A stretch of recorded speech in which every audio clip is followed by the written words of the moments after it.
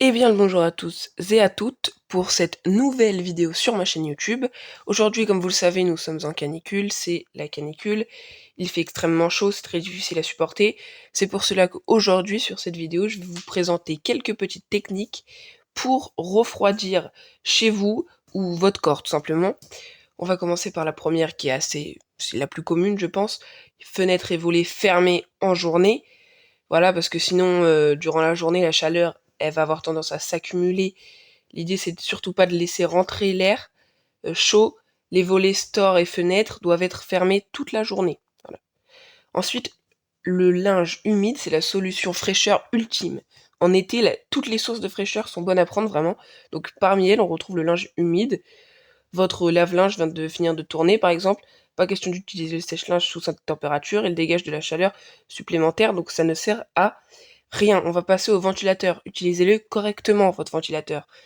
L'ennui, en fait, quand il fait trop chaud, c'est que le ventilateur souffle de l'air chaud. Ça sert à rien. Du coup, l'effet recherché, il tombe à plat, voilà. Donc pour que le ventilateur vous rafraîchisse vraiment, l'astuce consiste tout simplement à placer sur son axe de ventilation un bol de glaçons ou des bouteilles d'eau très très très très fraîches. En soufflant dessus, l'air sera plus frais et il va en plus rafraîchir la pièce. Ensuite, on a une autre technique, prendre une douche à température tempérée pour vous rafraîchir. La douche froide vous tente, ce n'est pas forcément la meilleure option pour vous aider à votre corps à réguler cette température. Votre corps, en fait, il est à 37 degrés, donc prendre une douche froide est donc néfaste pour lui. Cela risque en effet de créer un décalage dangereux avec la température extérieure, en optant pour une douche tempérée à 30 degrés. Voilà. Ensuite, manger frais, bon ça je pense que tout le monde le fait aussi, manger frais pour avoir moins chaud. Voilà, que ce soit salade, des fruits, etc. Fruits givrés, super bon. Reconnectez-vous avec la nature, hein. Les plantes aussi sont vos meilleurs alliés en été grâce à l'évapotranspiration. Excusez-moi, ce mot était assez difficile parce qu'en fait, j'ai fait mon texte avant la vidéo. Donc voilà.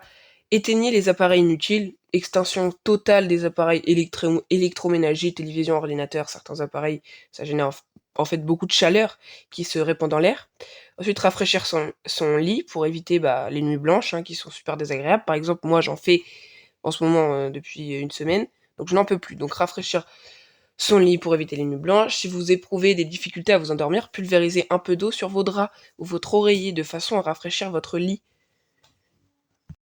Je demande pas de renverser des seaux d'eau remplis de glaçons sur votre lit, mais juste vraiment vaporiser un petit peu d'eau fraîche sur vos matelas, sur vos draps, etc. Matelas aussi, je pense que ça peut marcher. Pour vraiment que quand vous arrivez dans votre lit le soir, vous le faites ça le soir, vous arrivez dans votre lit, vous êtes super bien. Attention à que ça soit pas trop humide pour que ça soit pas trop désagréable. Bref, merci à tous d'avoir regardé cette vidéo. C'était VaniShock TV. On se retrouve pour une prochaine vidéo. Bisous à tous!